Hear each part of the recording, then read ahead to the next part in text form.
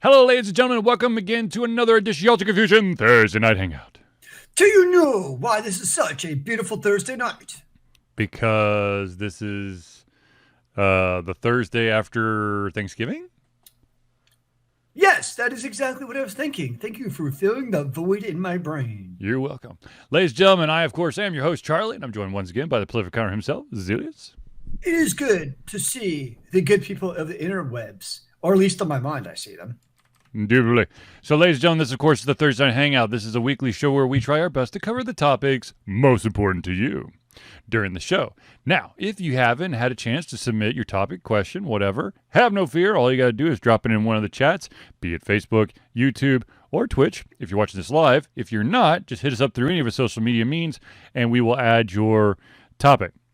Now, if you are watching this live, your topic we will try to get to during the show. If we unfortunately run out of time, it will be added to the next week's show. So, good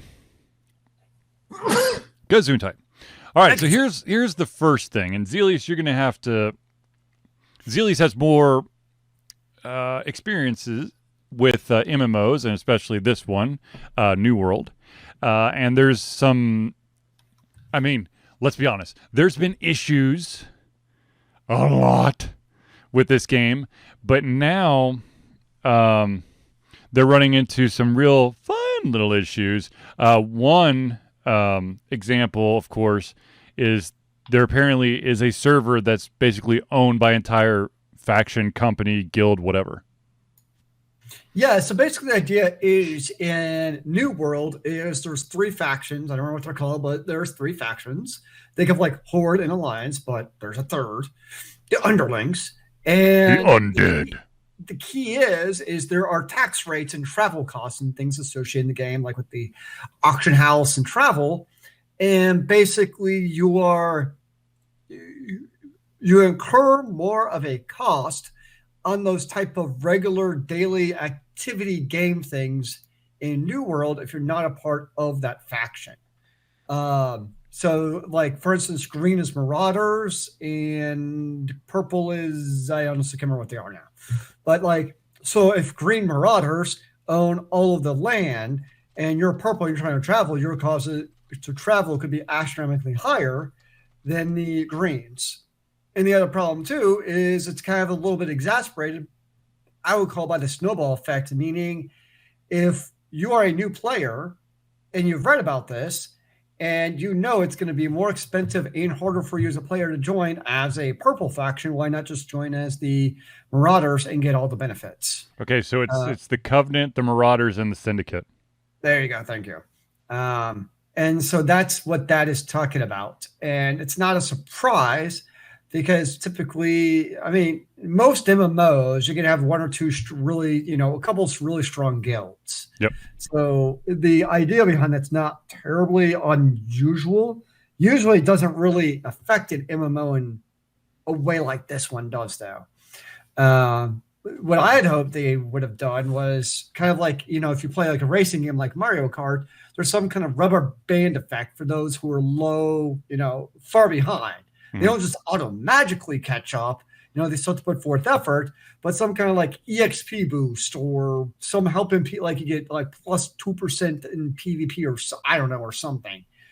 Some kind of mechanic to help basically, or incentive for that matter. Incentives would work too. Because really, as it is, there's no incentive to join basically any of the factions that are not a part of the overall winning faction. So that's the problem is why would I join one of the crappy factions? Because there's zero incentive to other than, I don't know, your friends are on it. So that would be my question is how can you incentivize those lesser factions for people to join them? Because again, like a game of war, and there's also not really a whole lot of great lore for them. Like at least with like WoW, with Alliance versus Horde, there's some, especially in the early days of Classic, it was very thematic and all those kind of things. So it had more of a cultural feeling kind of to it as you're playing the game. Whereas there's a little bit of that in New World and, some of your armor may look different with the skins, but really it comes down to what are the perks as far as what guilds or companies own the territory. Well, I mean, I think it was like with World of Warcraft, since like day one of Warcraft, you've had like these two factions. I don't know if like early on they called them what they are today, but Yeah.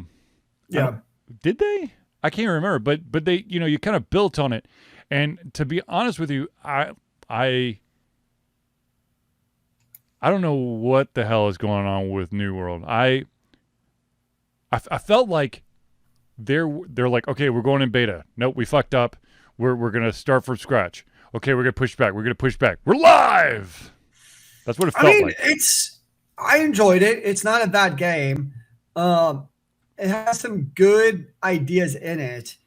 It's just that staying power is, as with most MMOs, to be fair, that's the questionable part. I know the numbers are way down, not quite as bad as Battlefield 2042, but the numbers are definitely not trending as one might hope. Well, some of the servers, it's woe bad. Oh yeah, you read like some of the servers will have like 100 concurrent players, which in MMO is nothing. That apparent, like, for those out there who may not know, most MMOs have, when you're on a server, the code basically has this like estimated amount of concurrent users or live users on there to balance things. Yeah. And apparently New World, there's a couple servers on New World that their population or live population or concurrent is below that threshold. Now, granted, it's a much more, it was already established at the time, but like Final Fantasy 14 dealt with that with like free and incentivized transfers, meaning like if there was low population server and it was like a bonus server, you transfer to that and you get bonus EXP. So you incentivize players to go to these low EXP low population servers. Right. Well, the high traffic servers to correct. You're right.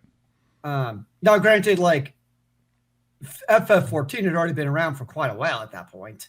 I mean, years. So it's not like, whereas this New World is still pretty damn new as far as MMOs go. And there's already the talk of server consolidation because some of the servers are so small. And I've heard there's been a bit of a backlash because of the talk of server consolidation because of the way that the companies work. That it could unseat the balance. It could, because again, like if you're two servers and the Alt Confusion faction owns this territory, it emerges with another server, like which one basically takes ownership of that? Yeah. Ooh, that would be messy. I don't know how that would work in the game, honestly. You need neutral sites. You need some kind of like neutral interstellar path that does not screw you over so you can establish yourself in a game that you may have chosen something that's wrong. I mean, that's honestly something World of Warcraft did right, was like the first 2 zones or 3 zones, even in PvP, were like, you were pretty safe there. I mean, yes, you could be ganked, but you were pretty safe in those, first 2 starter zones. And you couldn't really be like taken over by the other alliance or horde, vice versa. That's really what I think New World should have done. Where like if you started in them, even if it's just one zone, and you start in the Marauder zone, that will always belong to the Marauders. I guess the only question is how could my Google just talk to me? And so like I guess how could you transfer ownership? Because right now, ownership of a zone transfers if another company from another faction takes over. So like then the other Marauder alliance company could take over. So I don't know how that would potentially work. In that case, maybe gets voted. Who knows? But Voting that would be oh yeah, I know straightforward and that easy. goes well. So that's the one potential drawback. But overall, yeah, they should have had some kind of mechanism where you at least have one cheap zone or relatively free zone to live in. I know that not everyone will know the game I'm about to reference, but Zealeus should. There was this game, and it's still around. I think they actually released a new version of it within the last 2 years. There's this game called Disciples, which was kind of like Heroes of Might and Magic, but in my opinion, awesomer. And their way of basically having that spot to always call your home. Now of course, it's totally different from it's a turn-based strategy game, but at the same time, the home of whatever race or faction you were had what was basically a living god sitting there, and it was damn near impossible to take him out. So everyone could always start there, which is kind of what Zealeus was talking about with World of Warcraft. We have those starting zones. The once upon a time when I played World of Warcraft and I was a night elf, there was basically, I think there was like a freaking island that was just like, this is the night elf island. Ain't no one gonna F with you until you get off of it. Yeah, it was so, I don't remember what but it was something like that. Yeah. Yeah. Oh well, it's obviously there's some issues with New World, which will be interesting to see if they get cleared up. Now the question is, are they going to be able to clear it up fast enough and regain the momentum that they had on release to make it worthwhile? It's going to be hard to, because I think people who have already left Final Fantasy 14 at this, or not, wow, who've left New World at this point, you're going to have a really hard time drawing them back in. At least like MMOs like 14 and World of Warcraft, like they have a history of expansion delivering new content. Right. So that's, like 14, today's Endwalker's release. So you're going to have a massive influx of players. You see the same thing with WoW. Every time there's an expansion, there's a lot of the returner players. I don't know if New World got enough of that established player base to bring a lot of them back. The one good thing I would say with New World for coming back is once you pay that initial $30, you can come back for free. Versus 14 and WoW, you still have to pay your subscription. So that's the one plus, I guess. Is there a tiered subscription service or something with Final Fantasy 14?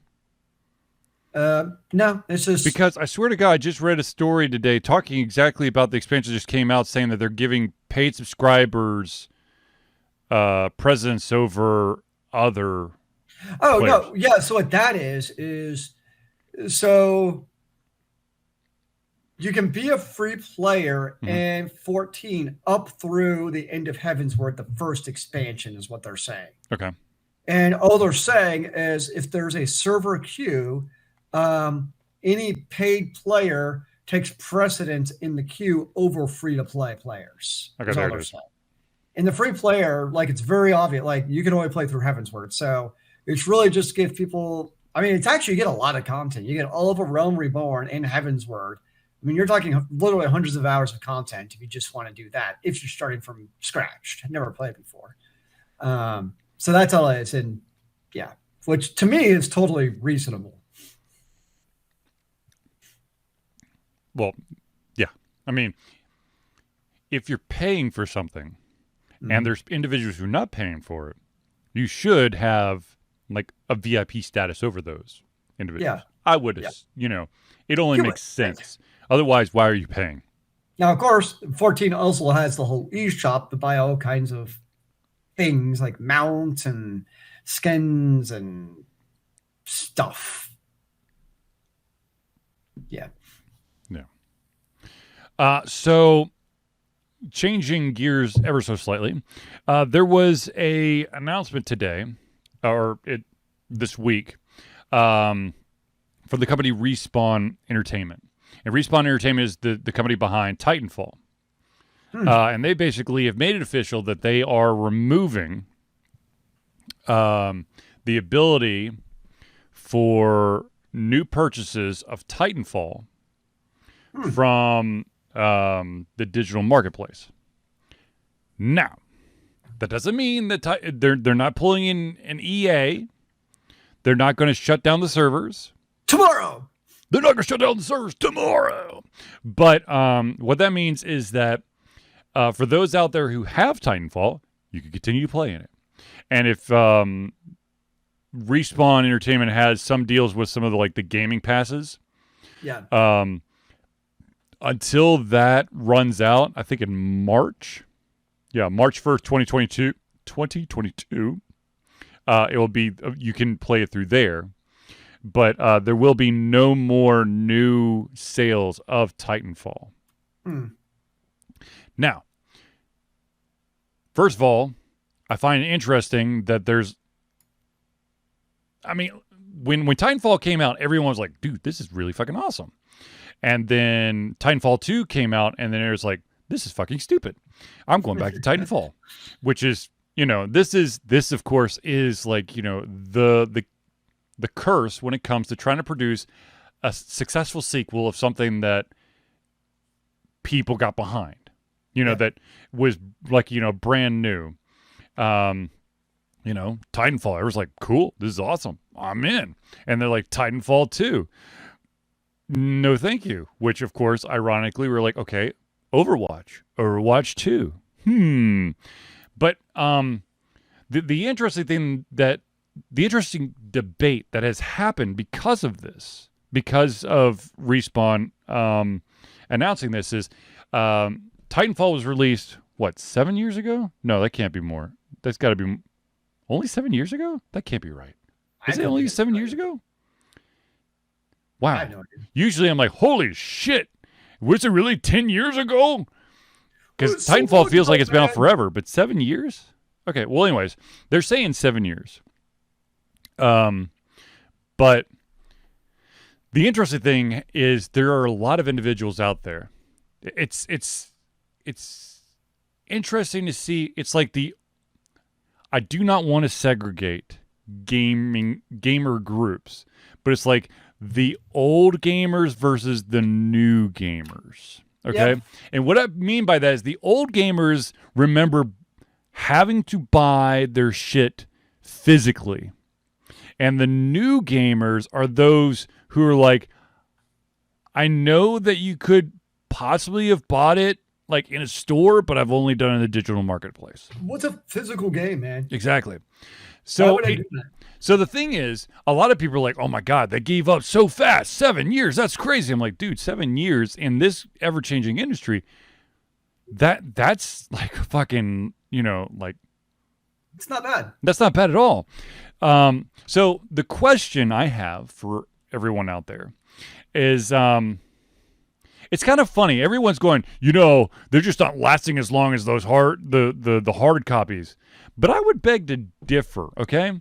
Digital distribution allows for an infinite amount of distribution for the amount of time that the publisher or developer allows the game to be purchased, whereas a physical copy has a finite number of copies. Yes, there is a very good chance that one of the games that came out, let's push it back to when physical games were the only way to go. There was a very good chance that a game that was 10, 12 years could still be purchased in a store in what Zealeus loves the most, the bargain bin. So long live the bargain bin. So, but here's the thing, you have to. It's like, oh man, you've got no respect for those games that are able to be sold for so long. Now it's like digitally, boom, boom, boom. Like, dude, when physical copies got to, okay, ladies and gentlemen, Let me explain something to you. Let me talk about some economics, okay? Economics. All right, so here's the thing. One of the benefits... Okay, so of course we have digital distribution, we have physical distribution. And if we were at a if we had been to a convention in the last 2 years, you would have heard this. But since we haven't been at a convention, I'm just going to give it to you now. Okay? So plus sides of digital and plus sides of physical versus minus sides. First of all, one of the things that a lot of people don't understand is that when you put a physical copy of a product in a store, it's not like you're like, hey, Walmart, here's some awesome shit, put it on your shelf. Yep. It doesn't work that way. You rent the shelf space from Walmart. So you have to pay Walmart a certain amount of money, depending on what shelf space you want, and the number of slots on that shelf per month, per week, whatever. Plus, you have to have already produced all of the stuff that you're going to put on those shelves. We talked about this 2 weeks ago about how it's crazy how there are still shortages when it comes to PlayStation 5, the Xbox, whatever they're on, the Switch, all that stuff because of hardware shortage. It's because they physically have to make it. So think about that. So, everyone's like, well, I could get I don't understand. Why can't I find the PlayStation, blah, blah, blah, because I can find the game everywhere. Digital, physical. You actually have to have all the components, physical components, to make that machine versus play the game. And so the thing is, the beautiful thing about digital distribution is that you can basically set it on blast. You can put it out on, as long as you make sure it's compatible, you can put it on every single platform known to man. And it really is up to you how long you leave it out there. And there's also not that rental of shelf space. And oh, by the way, when I talk rental of shelf space, I'm talking thankfully, if you're working with like a big retailer, there's usually a flat rate for Walmarts across the United States, or GameStops, or EB Games, or Babbage's, or whatever else is out there. Media Play. Wow, I'm really dating myself now. But you have Empire Records. The publisher. This is why back in the day it was essential for you to have a publisher, because the publisher would cover a lot of that cost, and also dick you over on sales, because once upon a time when you had to do physical copies, publishers usually got about 80% of the profit, and then the developers would get 20% of it. Now, of course, then you enter the wonderful world of piracy. I just burnt a copy of this amazing game for you. And, of course, use game sales, and you can understand why some developers really did not like that marketplace. They didn't like the piracy? What? Let me think. I'm only getting 20% of a profit, which is already getting slightly sliced off because the store that's selling it is taking something off the top. And then people are buying the game or not buying the game, and I'm not seeing a dime. Yeah, I'd say they're pissed.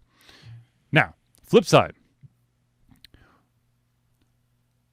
When you had a physical copy back in the day, you had, I'm totally wrong, but when it was truly physical copy only, I felt like, one, the product was hopefully a lot more polished, and two, you had a little bit more wiggle room with, they actually missed this bug. Hopefully, when I get my PC Gamer magazine, it'll be on the patch CD and I can just install it. Versus right now, and this is, I think, we are, because of the digital distribution, we want everything fixed immediately. You have the capabilities. It's right there. It's on a cloud. Just fix the shit and give it to me, which is, driven people mad over Cyberpunk 2077, which, of course, it's never that easy. Anyone who's ever developed a thing, ever, doesn't have to be digital.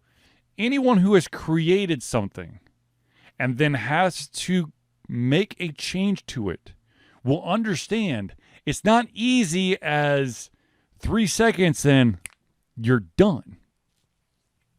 I miss getting the update in the magazines. You have to or you'd go to Borders and you'd see if you could find the Game Informer magazine and just maybe take the disc and run with that. Because you didn't actually need the rest of it. You just need the stupid update. It's oh no, look, that bag was already ripped. There's no CD. I'll tell them that there's no CD in this one while I pocket the CD. I hate when that happens. Not that I would ever do that, but I'm just saying. No, but that's the thing, though. I feel like because look, what Respawn Entertainment has done, they've decided to stop sale of a game that's been out for 7 years, which is a long ass time. And I understand there are gamers out there going, but it's exclusively digital distribution now. Why would you ever take it away? Probably because it's not worth still listing. I don't Well, at some point, they also means that they plan on dropping support for the game. Well, for the time being, let me see if I sometime not today, obviously. No, right. Okay, so the direct quote from Respawn Entertainment, or I should say the tweet that was sent out was, "Pilots, Titanfall is part of our DNA at Respawn. It's a game that showcased the ambitions of the studio when it was first released more than 7 years ago. It continues to be a beacon of innovation that we strive for in all our games. We've made the decision to discontinue new sales of the original Titanfall game starting today, and will be removing the game from subscription services on March 1st, 2022. We will, however, be keeping servers live for the dedicated fan base still playing, and those who own the game are looking to drop into a match. Rest assured, Titanfall is core to Respawn's DNA, and this incredible universe will continue today in Titanfall 2 and Apex Legends, and in the future. This franchise is the North Star for the caliber of experiences we will continue to create here at Respawn. Thank you from the entire Respawn team." Look, I'm totally okay with it. They cut and dry. It's not like you turn around and it's gone. Yeah, I mean, it's going to happen in games. And it's not like I said, they're not pulling the EA. They're not like, well, first of all, if this game was released 7 years ago, EA would not still have the servers on 7 years. Oh, it would have been gone a long 2 years. It would have been, yeah. the servers would have been off 5 years ago. Yep. And it has, I mean, true. Look, it's got to say something that 7 years ago, for 7 years, they've had those servers on, and they've had enough fandom or support or population to continue to have those servers on. That's the thing. That's the beautiful and the unfortunate thing about a lot of games is that welcome to capitalism finances. If shit does not make you money, you're going to stop that. And if Respawn is continuing to support Titanfall server-wise, because magically hosting a server is not free for them. But it's just free pixels, man. How much do the ones and zeros? I mean, they've already got the computer and everything. What's going on? I mean, you could donate the ones and zeros to me. I'd make use of them. Yeah, I'm sure. Yeah, of course. But look, I understand that there are people out there like, but somebody still could buy it. Sure, someone could, but Why? Here's the thing. In the deep dark secrets of the developer world, the individuals who have stuck around and played the game off and on or continuously for the past 7 years are okay with the game as it is today. If you introduce new gamers into it, they may find flaws that other people, or sorry, not flaws, quirks or enhancements or features that other people have already come to understand. So instead of continuing to work on that product, they're going to try to focus on other stuff like Apex Legends and others, and hopefully future projects. So, in my opinion, I like that they're okay. We're done. There's no more sales, but we're going to support those who have been with us for 7 years. No more sales for you, sir.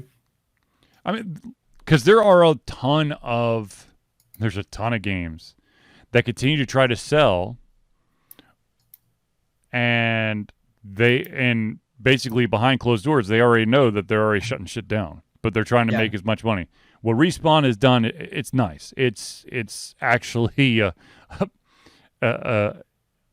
consumer friendly thing to do, or a gamer friendly thing to do.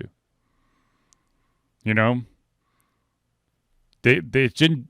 Like I said, there's so many companies, so many developers out there who literally just will pull their shit or not say anything and then let it dwindle. Speaking of which, changing gears slightly, somebody, I can't remember what website posted it, but there was like, let's look back at Halo. And of course, there have been many side projects for Halo that never came to fruition. Halo the movie never happened.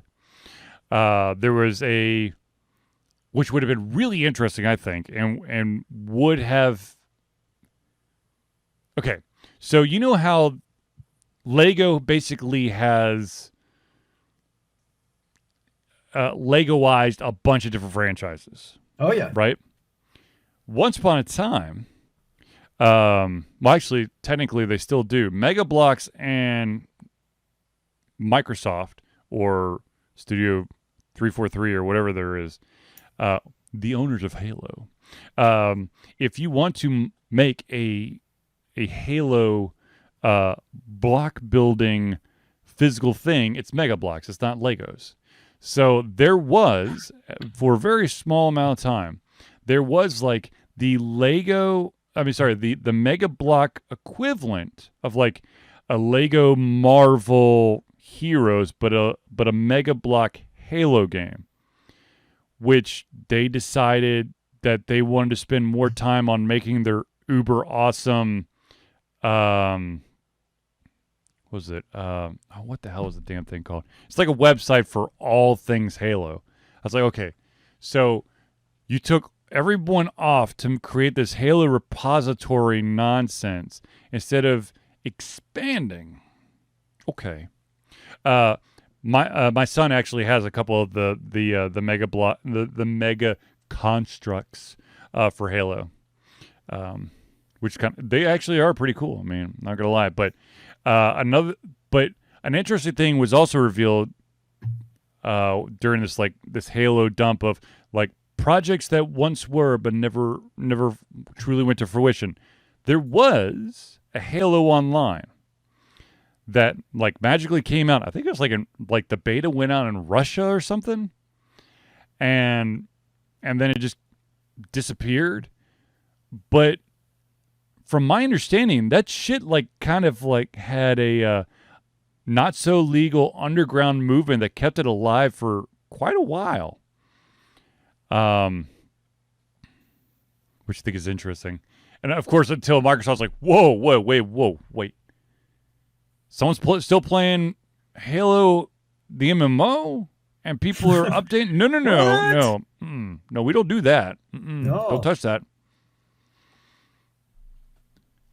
Ooh, there you go. The big Mega Bloks Halo Pelican gunship for $400, sir. Dude, those things look cool. Not gonna lie. It does look pretty cool. Yeah.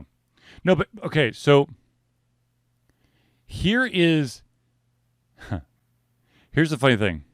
There are going to be amazing ideas, amazing concepts for games out there that unfortunately will be leaked, test footage or something years after the fact. And then people are like, oh my God, where is this game? And unlike what Ryan Reynolds can do with Deadpool, if that shit is leaked a couple years after the concept, that game is dead. It ain't secretly being developed. It's dead. How dead? Dead. Unfortunately, I don't know what the updated statistic is, but if you were to look at every single game that potentially could be published today, let's say there's 100 games being made today that hopefully will get to actually get published. When it comes to AAA title studios or those involving publishers, I would say I think it's roughly 35% of them will actually see fruition, which is a sad number. Now, of course, with all the digital distribution stuff, that number has fluctuated up. But the fact of the matter is, there is a shit ton of amazing games that could build hype, but never see the light of day. Or they might see the light of day, but it's many years after removed. And unfortunately, unlike the movies, for the most part, it's not like they could pick back up where they left off. And if I don't finish like my project I was working on today and I wake up tomorrow, I forget how I even started it. Much less years later. And that is my problem with all the stories I've written. I've written a couple stories, like 10 of them. But unfortunately, like Zealeus said, I took some time off. Maybe I had some writer block. I had some shit to do. I come back. I'm like, I don't remember where I left off. And it's dead. You could always reread it from the start. I can't read my own stuff. Oh, I thought you just were going to stop with, I can't read, man. No. I can read. God damn, I can read. And I'm even willing to read some really terrible shit. But I can't read my own stuff. Can't do it. Just ain't me, man. Ain't me. All right, ladies and gentlemen, I do want to take a quick pause to do friends of the show. There are some beautiful, amazing individuals out there who help us continue to be Alter Confusion. So without further ado, ladies and gentlemen, let's do some friends of the show. The first up, of course, has to be the Indie Cluster. The Indie Cluster is an organization of independent game developers that want to gain exposure by being involved in the community. They collectively journey to popular conferences as a traveling booth to help gain attention for their games. They make partnerships in local communities to bring games to the mainstream mindset. They highlight local, unusual, and rare concepts to challenge the paradigm of the common. They also host events to teach kids and minority groups about game development to hopefully one day enter the industry themselves. If you want more information, go to indiecluster.com. That's INDIECLUSTER.com. Now, of course, another amazing individual that helps Alter Confusion running is the one and only Noodleboy Media. Noodleboy Media, founded in 2015 by Andrew Tran, Noodleboy Media, previously White Kid 47 Media, is your choice for professional photo shoots and panel recordings at conventions. They pride themselves in providing a high level of professionalism, top-notch experiences, and quality services. If you want more information and to view their full list of services, check out facebook.com/noodleboymedia. Now, of course, the last person I've got to thank is basically my lifesaver because of the weird-ass pain I had in my lower back this week, and that, of course, is Hero Chiropractic. Hero Chiropractic is a unique healthcare practice set up by Ryan Moore. The company's focused to elevate a patient's experience of freedom, creative expression, and joy. They believe that everyone can be a hero and has incredible heroic potential inside themselves waiting to be unleashed. Hero Chiropractic focuses on mobile chiropractic care in the greater Atlanta area. They are committed to healing clients by creating a plan of action uniquely suited for each person. They make that plan of action as convenient and affordable as possible, and most importantly, suited to your individual needs. If you want more information, go to herochiropractic.com. Now, skipping right to the next part, ladies and gentlemen, if you want to know how to become part of the friends of the show and help support Alter Confusion, ladies and gentlemen, all I got to tell you is Alter Confusion has a Patreon. Alter Confusion survives on the love and support of fans like you, and so we have a Patreon page. Patreon lets you, the fans, supporters, lovers, haters, demons, monsters, demigods, extraterrestrial beings, unknown beings, and more to become active participants of the work we love through a monthly membership. This gives you access to exclusive content, community, and insight into our creative process. In exchange, we gain a bit more freedom to do our best work and the stability to build a stronger brand. There are currently 2 tiers, that's 1 and 2 tiers, that you can do a monthly subscription to. The first one, of course, is the $1 tier. The $1 tier, or $12 a year, is the tier in which you'll gain early access to the playthroughs that we post, as well as the ability to take part in polls and posts to help shape the future of Alter Confusion. Now, of course, if you're thinking that you want to actually be added into the thank you section of every single Thursday night hangout, that is the $5 a month or $60 a year tier, and that will, of course, put your name or organization in the thank you section of the Thursday night hangout, and of course give you all the other things from the $1 tier. So if you have the ability to help support Alter Confusion, go to Patreon. That's patreon.com/Alter Confusion today. Battle and Brew used to be a friend. Yes, Sam. And since Sam is there, ladies and gentlemen, if you feel that you do not have the ability to support us financially, but you want to give Alter Confusion something to show off for one of our shows, or support us in another way, maybe produce some weird-ass Mountain Dew that's unavailable in the state of Georgia, what you could do is you could physically mail it to us at 1551 Dunwoody. That's Dunwoody Village Parkway. And this is super duper duper important. Number 88276. If you do not put that number 88276, that is the P.O. Box number. It will not get to us if it's not there. The city, once again, is Dunwoody. That's Dunwoody, Georgia 30338. As for why Battle and Brew is no longer listed as a friend, they are still highly supported and recommended by Alter Confusion, but because they don't financially support Alter Confusion, they are not in the friends of the show section. If they want to be, all they got to do is go to patreon.com/Alter Confusion and pledge at the $5 a month or $60 a year tier. But we could still go be friends there. Absolutely, Zealeus. And I plan on it very, very soon, I hope. Fingers crossed. As long as Omicron, Epsilon, Omega, put any other Greek alphabet strain is not going rampant. But, yeah. Just pretend you're going to play tennis. Me? That doesn't work. No. Okay. So my form of exercise these days is tennis. Zealeus is alluding I'm being a smartass. I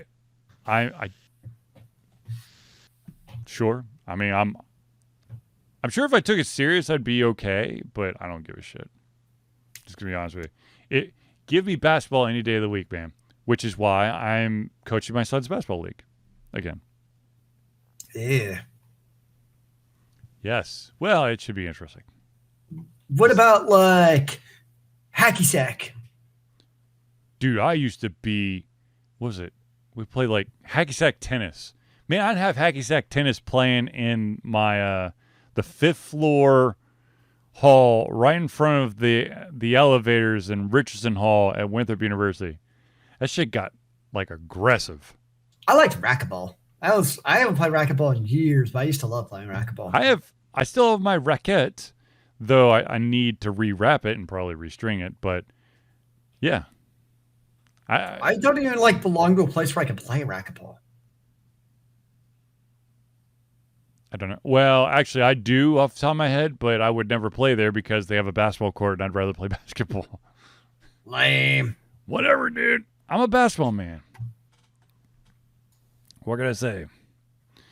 I feel like there's another story that. Oh, so there has been some. Amazingly enough, there is some spirit of Blizzard still alive. And they decided, hey, you know what would be a weird thing and kind of fun to do? What if we took some of our top streamers and allowed them to just go to town and overhaul the Overwatch cast just for shits and giggles, and then release it to the public and see, and say, we still know you're out there. Look at the cool shit that these people came up with. I think it's pretty cool. I mean, it's obvious that Blizzard's not releasing new characters or maps or other things really for Overwatch. Who knows for how long, because nobody knows what actually is happening in Overwatch 2. So in lieu of basically any new content, because that's really the big Overwatch issue, is it's just stagnant right now with no new content. Right now. It's been stagnant for years. True.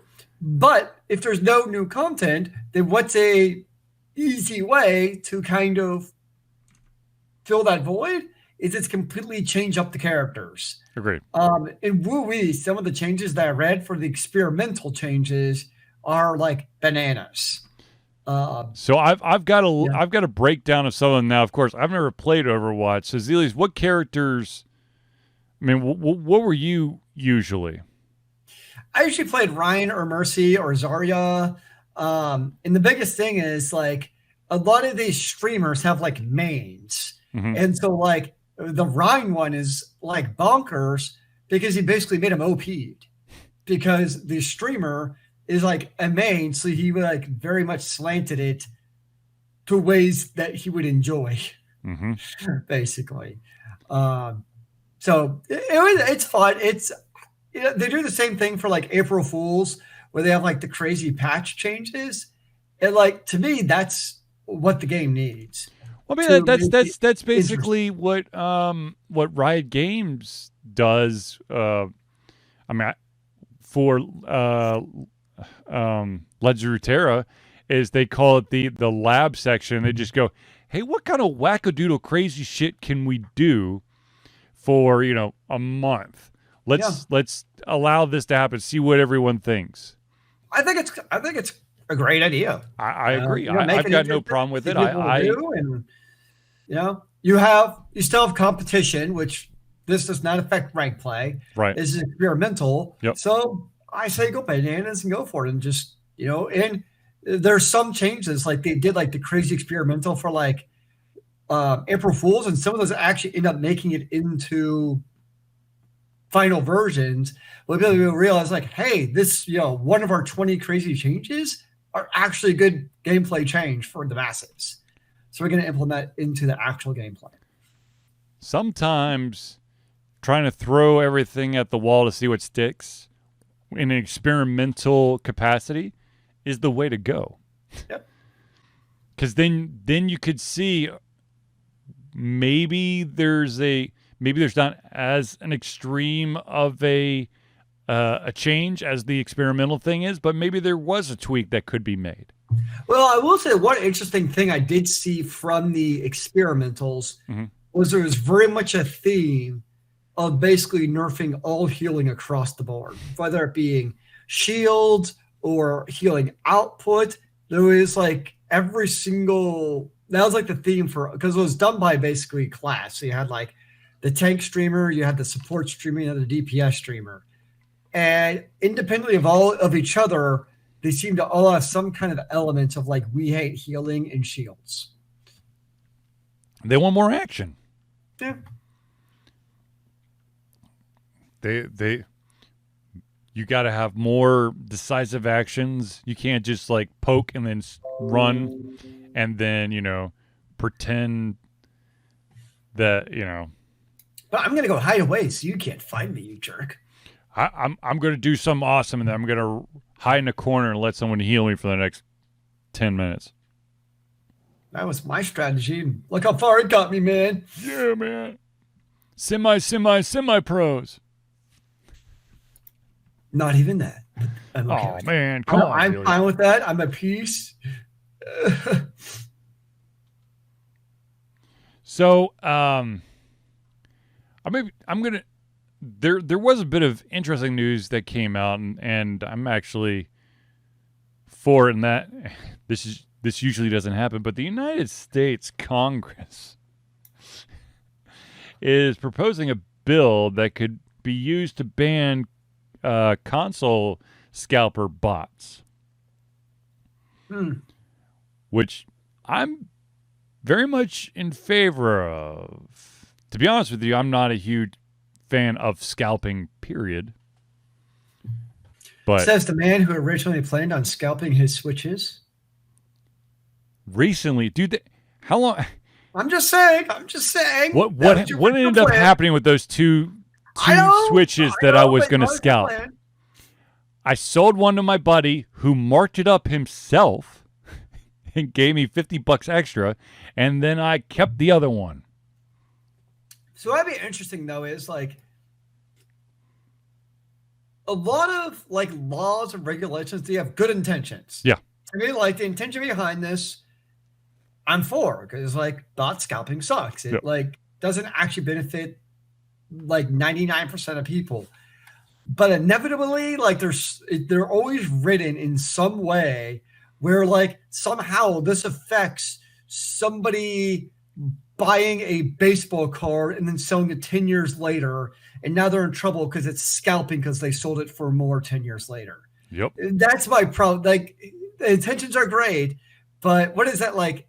The road to hell is paved with good intentions. And I feel like that sometimes what happens to these. They're great ideas. And the other problem too is a lot of these people, because this is very much a internet-based issue in that, people are writing programs and they're scalping and it's, timing it for these online servers. And yet people try and write these laws who don't know how to actually use a computer or what these inner tubes actually do. Well, so they know what the power button is by this point. They know how to tell their intern how to turn the power button on. No, look, the thing is that you're right. You're absolutely right. Doing this potentially could be abused in kind of a almost used game situation. Oh yeah. Where you purchase something for $60. Okay, so the publisher, the creator, whatever, gets a cut of that money. Now you have it, and then years later, you turn around and sell it for a big ass profit, which you get to keep all of it. It's not technically yours. I mean, fucking ownership. That's what it really boils down to. And this is probably even more in ground to whatever the hell NFTs are. I still don't understand that shit, but it's probably what's going to happen is that you're just going to buy an NFT of everything, and then you will have the legal right to actually sell that crap. Yeah. So who knows on that? Like, I don't know.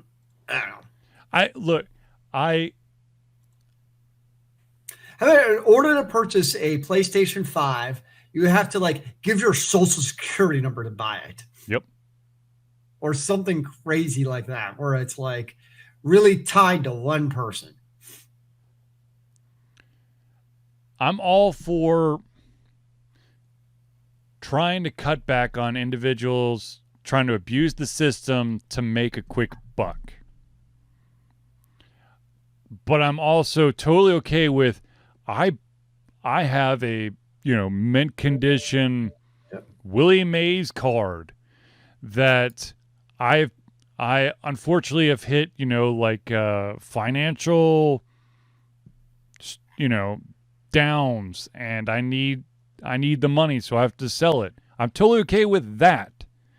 Not I just rigged, to buy 17 PlayStations for what's the actual price of them now? 500 MSRP. 500. I bought let's see, 500, so 3,500, that's 7, right? I can't even do math. 7 times 5 is 3,500. Yeah. I bought, 3,500 worth, and I'm going to then immediately within a month turn around and sell it for 10,000. That I have an issue with.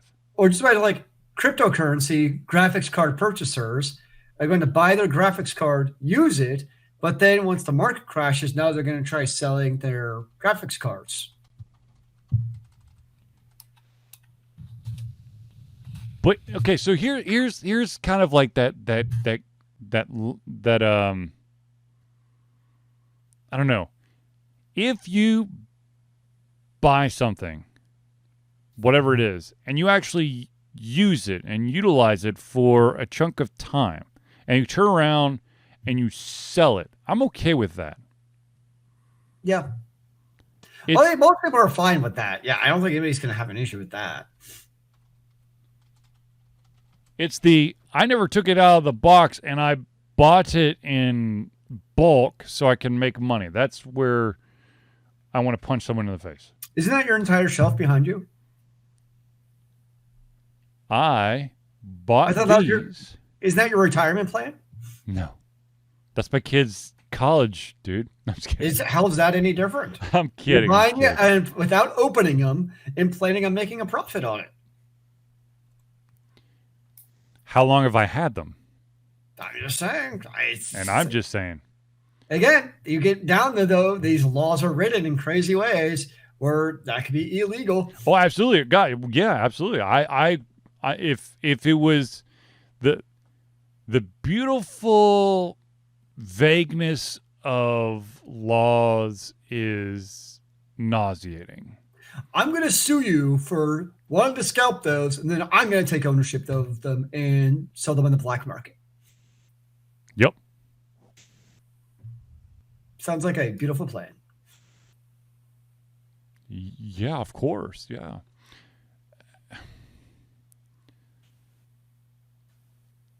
I'm sad. Sam is not acknowledging my Battlefield 2042. I don't think he wants to play it. I've heard that it is doing terrible. The latest meme is basically Farming Simulator has more concurrent online players than Battlefield. Yeah. Which, I mean, Farming Simulator is from right here. It's a great game. But at the same time, it's probably not a game that you want to be falling behind. Yeah. There's some times where you just try to push too hard with a product and it doesn't work out. That sounds like you got an issue that you need to clear out with. Look, here's the thing. When you put it like that. I'll be totally honest with you. The only thing that I find interesting about that game, first of all, I'm not like I've said many times, I'm not really a military gamer type person. I don't do military shooters. But the only thing that's actually gave me a slight bit of a giggle, and also go, you know what, that's actually within the realm of possibility, is if you've ever watched the Battlefield 2042 ad, when they're walking down basically a battle zone street, there is a digital sign that says NFL MVP, and it has a much older Tom Brady on there. In 2042, I'm going, that is ridiculously stupid, but unfortunately, maybe, I don't know at this point. The man doesn't eat bread. He has some weird ass diet. He keeps playing. I don't know. Yeah. I'm actually trying to find where the heck Battlefield is in these search charts. It's like I keep going and going. I don't even know if it's in like the list to find on Twitch. Who has is Battlefield on Steam? Yes. Well, I'm trying to find it on Twitch. Let's see. They have 28,000 concurrent viewers, or sorry, gamers right now. That is, wow, in the past 30 days, that is a decrease of 5,000 players. Wow, talk about kicking the cojones. Speaking of kicking the cojones, I'm here to tell you that it's not on Twitch. The Cowboy Bebop live action. I just don't know. I don't know. Like, they have definitely taken it somewhere. Somewhere. I just don't know. There are a lot of people who are pissed off about it. And to be honest with you, I don't think the individual who they got to play Spike Spiegel really fits Spike Spiegel. But they also, I think one of the biggest issues that a lot of people are having is that they are not just basically recapping what happened in the anime. I mean, they are recapping what happened in the anime, but they're also expanding upon it and then tweaking shit to fit the narrative. And there's like one weird ass episode that had a lot of people turned off, like literally turned off. That bad? Yeah. There's 8,000 viewers of Battlefield 2042 currently, just in case you're wondering. And the most viewers at one time is 1.4 thousand. So not that big. But anyways, Cowboy Bebop on Netflix. I want this to be good so bad. And I like a lot of the actors and actresses, but the storyline and the way that they've rewoven, like, to make shit work, it's just frustrating. You have to go in not trying to compare it to the anime, which is impossible. Because what if I haven't seen the anime? Am I in good shape then? You've seen the anime, dumbass. What? When? You've watched it with me. Really? Yes. Are you sure? Dude. Yes. Was I awake? Yes. You may not have watched the entire 26 episodes, but you have watched a smattering of Cowboy Bebop with me in the many years that we've been friends. Well. I am not going to put a number on that. Shows what I know. Because that's going to make me depressed. Oh, well, thanks, man. I've known you too long, damn it. I know. I don't know how my brain is still actually, like, active. I know. But anyways, yeah. I don't know. I have got to stop playing FTL. Can I be honest with you? I've got to stop playing that shit. What's wrong with still playing FTL, man? Huh? Why would you want to stop playing? Do you know how many hours I put in it now? 8,700. 214. Why is that a bad thing? Because I need to start playing some other fucking games. I mean, you know, if you find a game that gives you joy and passion in life. It's not joy. It's frustration of, you motherfucker! I had the perfect ship and you blew me up right before I was supposed to do this. You asshole! Did you ever go back and play that game that you almost broke your device over? I was going to, but I can't find the there was like a joy a joypad like holder Yeah. thingy that if I find it, I'm gonna give it a shot because the D-pad is separated. Nice. Otherwise, fuck no. Because you know it's just gonna still piss you off anyway, so why even try? Because I got nice stuff, and I know that if I die as many times as I did during the extra life thing, I will throw something or break something, and it will not be pretty, and it will make me sad deep down Don't inside. be sad. Just go play video games. But that's maybe what's break making a me few things sad. like Damn it. Maybe you need to break some things in your life to bring joy. Have you thought of that, sir? Maybe But I don't that's have your the problem. money to replace the things I break. How about that? Just sell your Funko Pops. I gotta be in for the long haul, man. Does your kid really need to go to college? Yeah, at this point, yeah. Eh. I do want to say one thing though. I have I basically have set a goal for myself where Go back to college? no, I'm not going back to college. Oh. For FTL, I will, if I can beat the entire easy mode with at least one variation of each spacecraft, I will call it a day. I have not been able to do it yet. That'll be your FTL career? Yep. And then I can retire and be happy. Be like, but you gotta play it on normal. Fuck that shit. Dude. That's a hard game, man. I get that. I am ecstatic that I beat it on easy, okay? Actually, there's one type of ship I've actually beaten in all three types. Meaning easy, medium, and hard? No.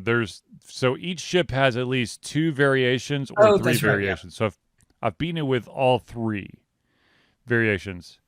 What I wouldn't give for the ability just to build my own fucking ship. If I could do that, I'd play it on normal.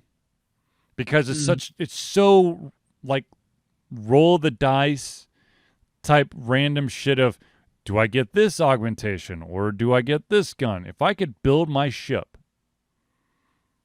basically just not even like build it completely out, but allow me to rearrange some rooms or maybe, swap one in for another that's basically equivalent. I'd play the shit out of that, but you can't. Well, it's probably what they do. I mean, think about it from a balancing perspective.